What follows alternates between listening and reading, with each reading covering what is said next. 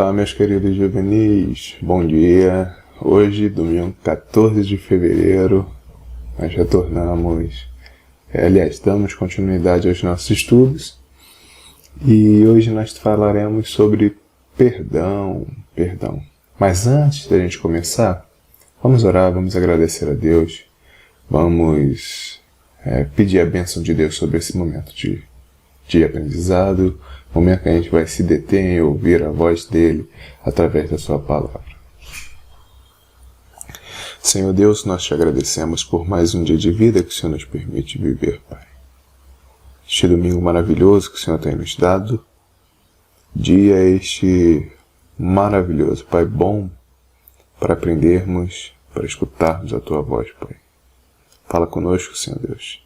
Aplica a tua palavra aos nossos corações. Nos ensina a viver para a glória e honra do teu nome, no nome de Cristo Jesus. Amém. Então, meus queridos, hoje nós vamos falar sobre perdão. E a gente vai falar sobre perdão na história de Esaú e Jacó. O texto base que eu vou ter com vocês hoje, embora a gente não vai ficar só nesse texto, está no livro de Gênesis, capítulo 33. Gênesis, capítulo 33, e eu vou ler com vocês agora. Levantando-se Jacó os olhos, viu que Esaú se aproximava, e com ele 400 homens. Então passou os filhos de Lia, a Raquel e as 2 servas. Pôs as servas e seus filhos à frente, Lia e seus filhos atrás deles, e Raquel e José por último. E ele mesmo, adiantando-se, prostrou-se a terra 7 vezes até se aproximar de seu irmão. Então Esaú correu-lhe ao encontro e abraçou-o, arrojou-se-lhe ao pescoço e o beijou, e choraram. Daí levantaram os olhos, viu as mulheres e os meninos, e disse: Quem são estes contigo? Respondeu-lhe Jacó: Os filhos com que Deus agraciou o teu servo. Então se aproximaram as servas, elas e seus filhos, e se prostraram. Por último chegaram José e Raquel e se prostraram. Perguntou Esaú: Qual é o teu propósito com todos esses bandos que encontrei? Respondeu Jacó: Para lograr mercê na presença do meu senhor. Então disse Esaú: Eu tenho muitos bens, meu irmão. Guarda o que tens.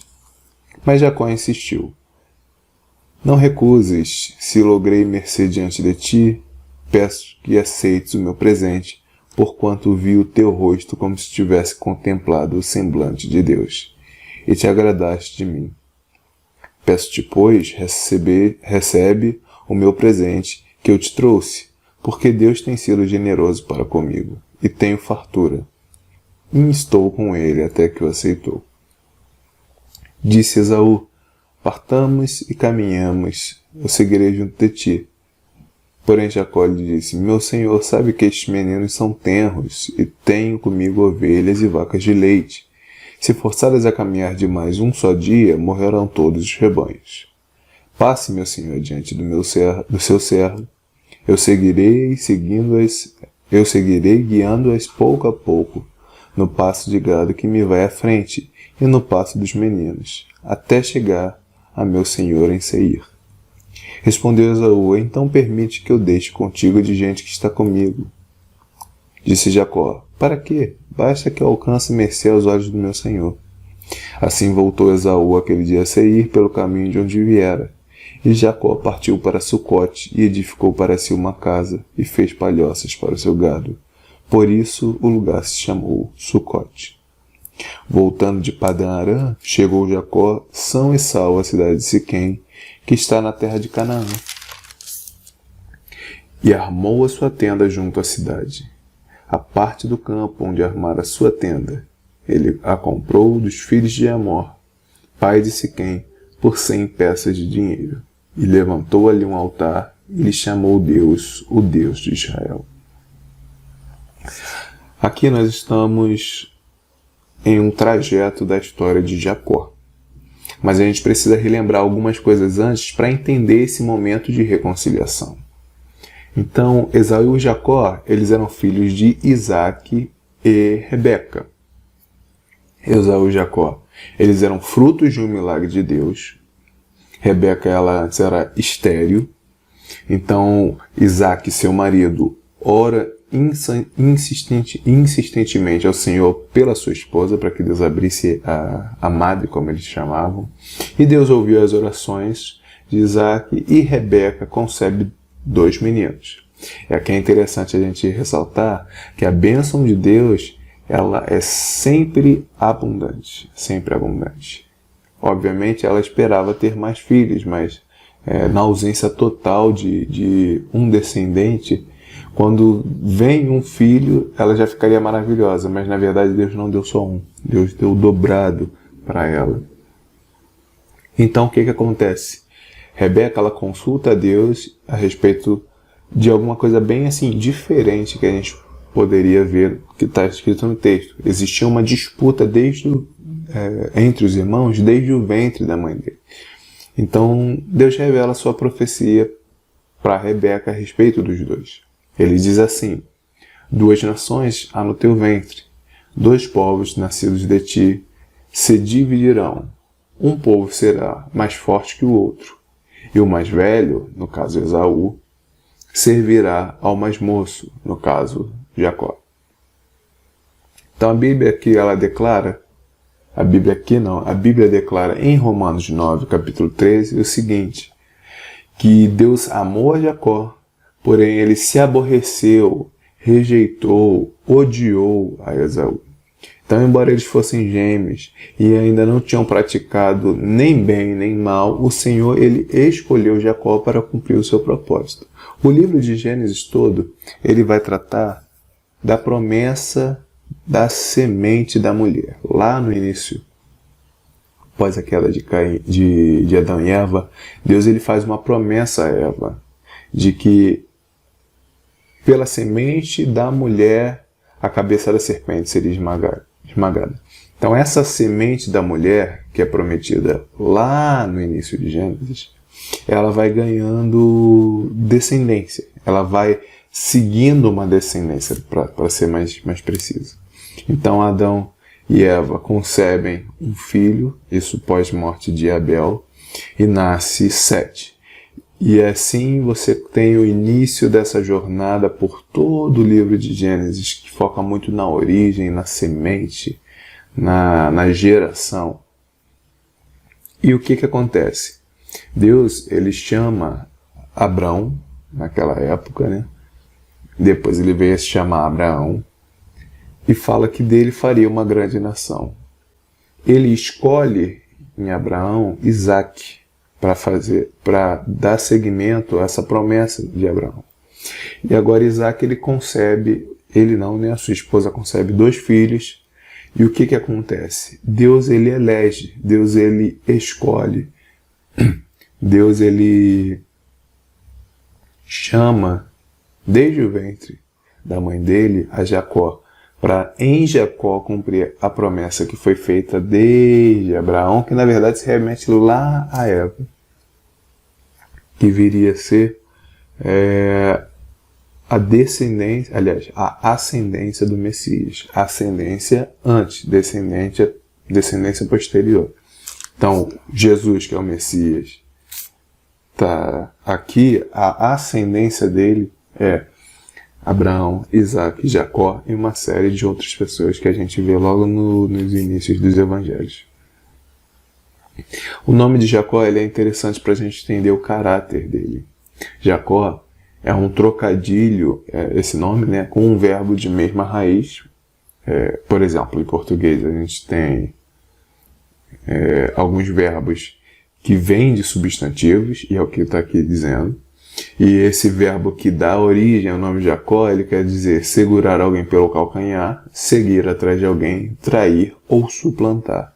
Então, quando Jacó ele recebe esse nome, esse nome ele não é em vão, não é só um nome que foi escolhido, mas na verdade ele já está dizendo muito a respeito do próprio caráter de Jacó. É quase que profético na vida de Jacó. E lá em Gênesis 25, nós começamos a ver essa atitude de suplantador, de enganador, de querer dar, se a gente fosse trazer para o Brasil, o jeitinho para resolver as situações.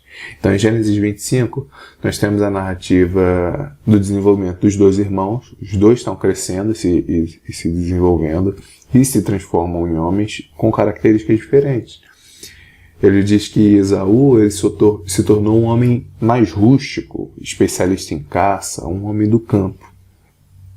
Diferente de Jacó, que era mais pacato, um homem de tendas. Então, certa feita, Jacó, ele mais refinado, cozinheiro, ele estava preparando um cozinhado, que a gente lê lá no texto de Gênesis 25, e Esaú, ele chega do campo, faminto, cansado, e ele quer comer aquela refeição que Jacó está preparando. Só que Jacó, ele, usando de ardileza, ele já barganha com Esaú algo importantíssimo. A gente tem que se lembrar que Esaú é o primogênito e Jacó, ele vem na sequência. Então, Esaú, ele pede o direito de primogenitura de Esaú. Aliás, Jacó, ele pede o direito de primogenitura de Esaú. Jacó, então, ele se aproveita dessa situação de fraqueza de Esaú, que estava praticamente pensando com a barriga naquele momento. Ele se esquece de compaixão que ele deveria ter para com o irmão, se esquece do cuidado, do amor fraternal.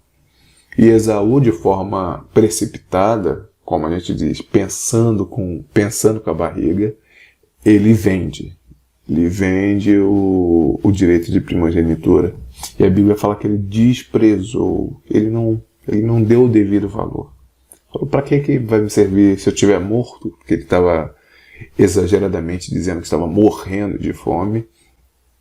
Ele diz, para que vai me servir se eu já estiver morto, né? Então não preciso disso aqui não, pode ficar, eu quero comer esse negócio aí que você está preparando.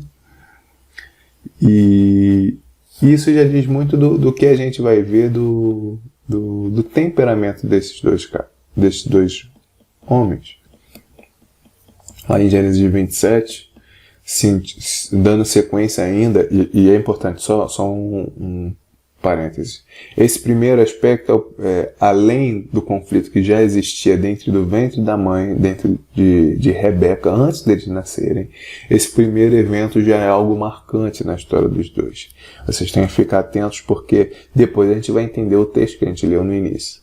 Em Gênesis 27, nós temos o relato da tomada da bênção concedida por Isaac a Jacó. Então o que acontece? Isaac estava achando que iria morrer, e ele falou assim, meu filho, para Esaú, que era o filho preferido dele. Vai lá, você que é homem de campo, homem, como se fosse assim, homem com H maiúsculo, vai no campo, caça uma boa caça para preparar e traz para mim, que eu quero comer. Eu quero comer do fruto do teu trabalho. Eu quero te abençoar, mas antes eu quero me alimentar de uma boa caça que você vai fazer e de um bom guisado que você vai fazer.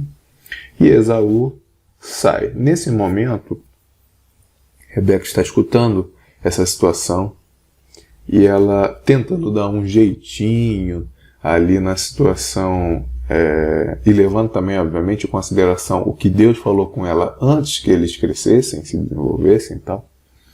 Ela tenta resolver do jeito dela. Muito parecido com Sara e Abraão. No quesito de, bem, Deus falou, então eu vou forçar a barra para acontecer do jeito que Deus falou. E Deus não precisa da nossa ajuda. Deus não precisa da nossa ajuda. Louvado seja o nome do Senhor, que Ele trabalha apesar das nossas tentativas de ajudá-lo. Que na maior parte das vezes gera uma gama de prejuízos para nós mesmos. A gente sofre, e sofre mesmo. Então, Esaú sai, ela ouve essa conversa, ela chama Jacó, que era o preferido dela, diferente de Isaac, e ela arma um plano com Jacó. Ela orienta ele para fazer determinadas coisas, por exemplo, se vestir de uma pele de animal, aliás, se vestir com uma das roupas do irmão, botar pelos de pele de animal, porque ele era mais pelado do que o irmão dele, era menos peludo, né, por assim dizer. Enfim, arma um plano com seu filho preferido e engana o próprio marido. Jacó, ele engana o pai e Rebeca engana o próprio marido. Então, neste momento, Jacó, ele toma o lugar de Esaú, por assim dizer, e recebe a bênção de Isaac. Então, aqui a gente constituiu os principais eventos na vida desses dois jovens, Esaú e Jacó, irmãos gêmeos, irmãos que sempre estiveram em disputa desde o ventre da mãe, e que tiveram esses dois grandes momentos para a gente entender a relação deles quebrada que vai gerar. Por quê? Após esse roubo de Jacó da bênção do irmão, Esaú, ele fica tão furioso, ele fica tão chateado, ele fica com tanta raiva e ódio do irmão mesmo, que ele deseja matá-lo. Para fugir dessa situação, então, Jacó bate em retirada. Então, a gente tem que essa situação, ela só agravou a relação conflituosa que já existia. Já existia essa relação conflituosa entre os dois. Mas para que ele não fosse morto, então, Jacó foge. E no meio dessa confusão generalizada, desses favoritismos do pai e da mãe, das disputas entre os irmãos, do desprezo e da venda dos direitos, primeiro do desprezo e a venda, da primogenitura, e depois da usurpação, ou seja, do roubo da bênção de Isaac, Deus, ele interfere na vida de Jacó. E ele se revela a ele. Então Deus, ele interfere na vida do mais vil dos pecadores e se revela a ele. E não é assim conosco. Você que é cristão hoje, só é porque Deus, a despeito de quem você é, a despeito dos seus pecados, a despeito de você tentar ser perfeito e falhar, a despeito de você mentir, de você pegar alguma coisa que não é sua, a despeito disso, Deus, ele olhou para você, se você é um cristão, e Deus te amou quando você ainda era um pecador. Agora, a gente vai inclusive ver neste momento aqui, nessa lição, essa interferência de Deus nas nossas vidas, como foi com Jacó, ela gera alguma coisa diferente. Ninguém consegue ter um encontro com Deus e continuar da mesma forma. E a gente vai ver aqui. Então, no meio dessa doideira, Deus, ele interfere na vida de Jacó e se revela a ele, dizendo: eu sou o Senhor, Deus de Abraão, teu pai, que no caso era o avô dele, ele está falando assim, no sentido de você é descendência de Abraão. E Deus de Isaac, que era o pai dele. A terra em que agora está deitado, porque ele estava dormindo, eu te darei a ti e a tua descendência. A tua descendência será como o pó da terra. Estender-te-ás para o ocidente, para o oriente, para o norte, para o sul. Aqui ele está reafirmando a promessa feita a Abraão, que depois o Senhor reforçou a Isaac, cumprindo a palavra que ele estava dizendo a Abraão em Isaac, e agora ele está fazendo com Jacó. Em ti e em tua descendência serão abençoadas todas as famílias da terra. Eis que estou contigo, e te guardarei por onde quer que fores, e te farei voltar a esta terra, porque não te desampararei, até cumprir eu aquilo que te hei referido. Então agora a gente tem um momento de choque, um momento de transformação, um momento de virada na vida de Jacó. Olha só, Jacó, ele já tinha ouvido falar do Senhor. Já tinha ouvido falar do Deus de Abraão e o Deus de Isaac, que era o pai dele.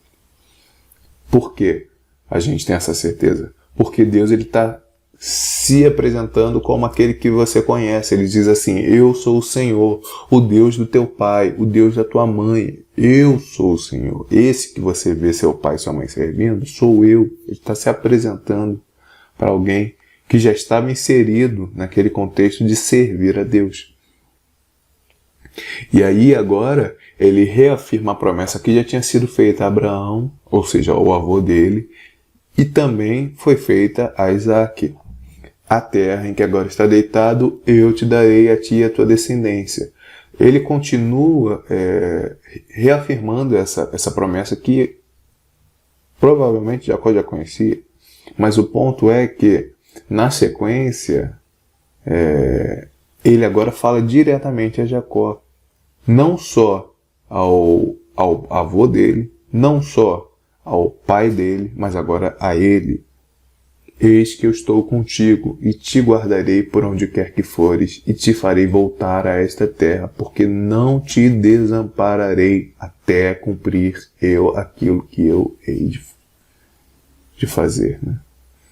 Então Deus, ele interfere na vida de Jacó, ele se revela a Jacó, ele reafirma a promessa feita a Abraão e a Isaque, e Deus agora ele não é só apenas o Deus dos meus pais, ele se torna o Deus de Jacó também.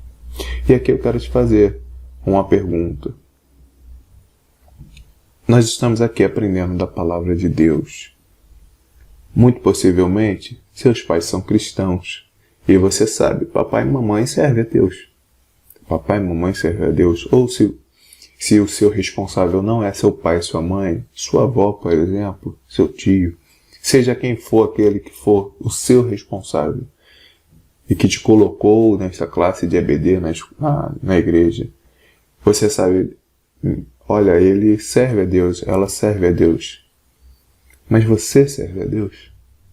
O ponto é que, em determinado momento, aqueles que têm a honra de crescer numa igreja, de os pais, dos responsáveis levar a igreja, eles precisam ter um encontro pessoal com Deus.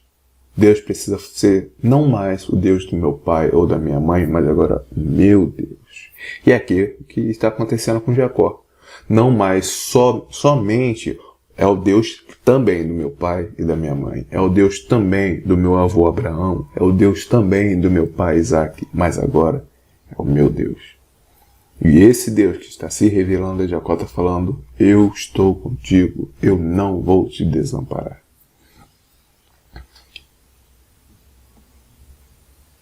E Jacó, ele dá uma resposta a Deus. Porque a gente não consegue, como se fosse assim, trombar com Deus e permanecer da mesma forma e não falar nada, indiferente. Foi uma situação que tanto faz, tanto fez. Não, com Deus não. Com Deus não. Com muitas outras coisas até pode acontecer isso. Mas com Deus, quem tem um encontro com Deus, ele se posiciona. E como é que ele se posicionou?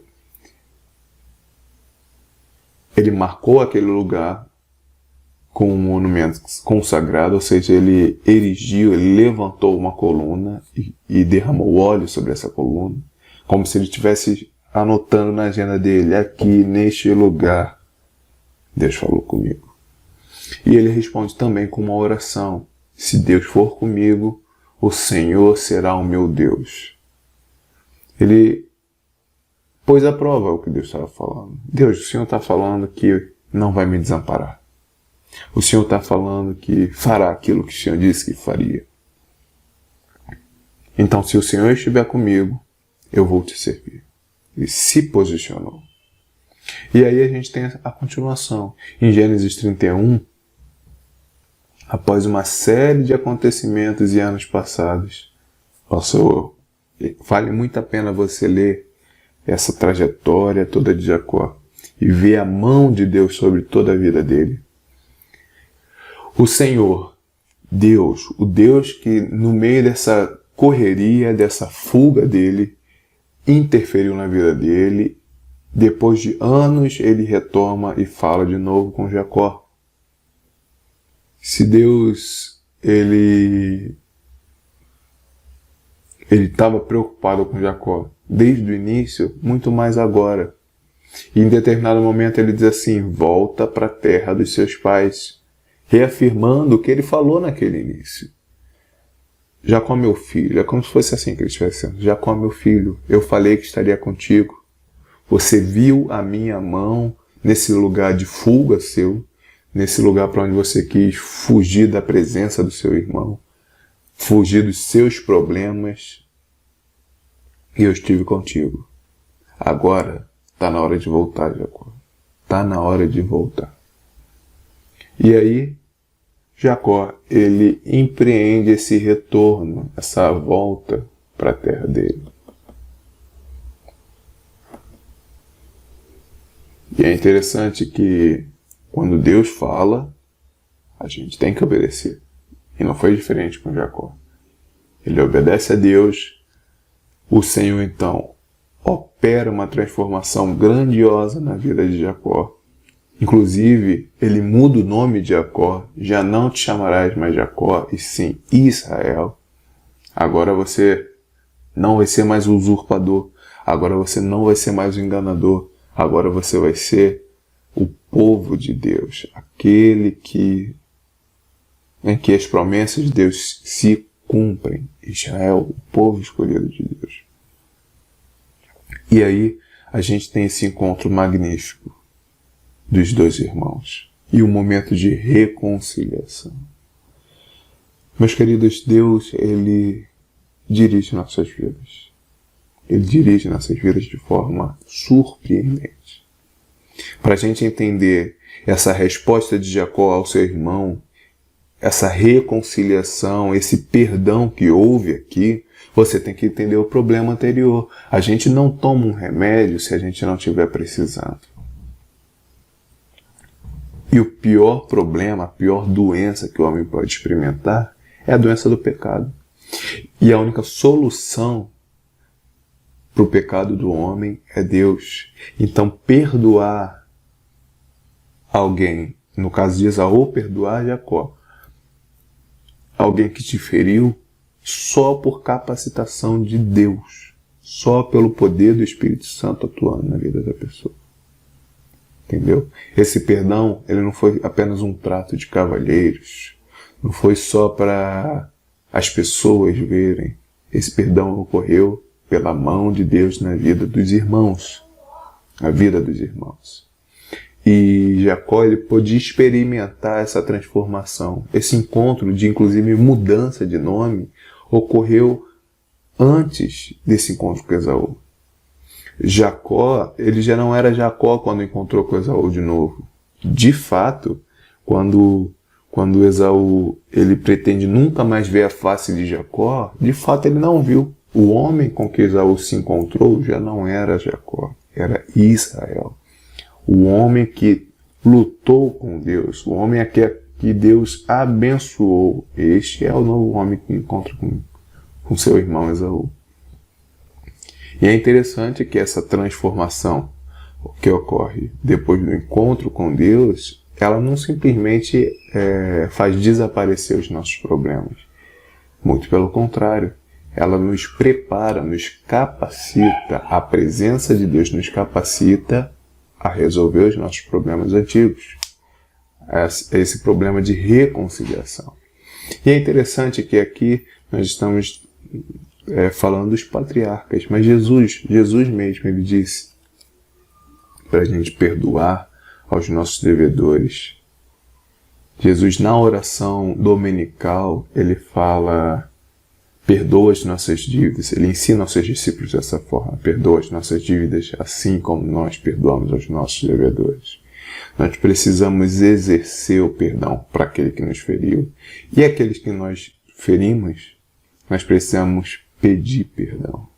Porque a palavra de Deus, ela diz, inclusive no livro de Salmos, quão bom e quão maravilhoso é que os irmãos vivam em união.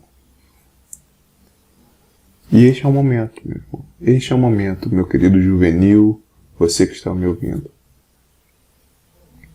Se há alguém que você fez mal, peça perdão.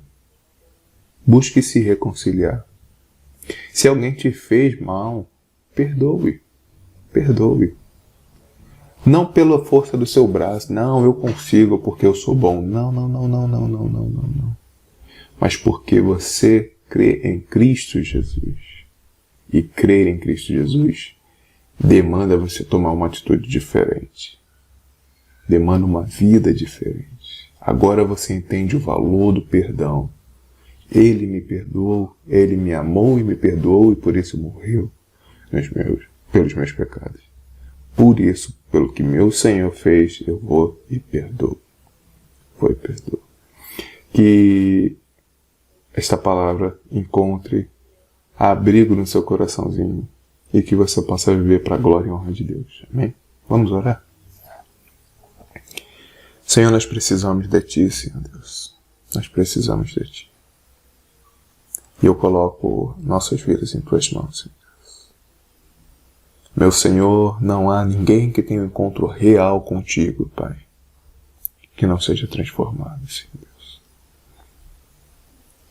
Nosso Senhor Jesus Cristo nos ensina a orar, Senhor Deus, pedindo que Tu perdoes nossas dívidas, assim como perdoamos, o que demanda exercermos perdão, Senhor, perdoarmos as pessoas, perdoarmos aqueles que nos ofenderam, Senhor. Que Teu Espírito trabalhe de tal forma em nosso coração, Senhor Deus, que seja inegável, Pai, que tivemos um encontro, que possamos ser tal qual Jacó foi, não mais Jacó, Pai, mas Israel. Fica conosco, em nome de Cristo Jesus que eu oro, te pedindo perdão pelos nossos pecados. Amém, Pai. Fique com Deus, meu irmão. Ótimo domingo na presença de Deus. Tchau, tchau.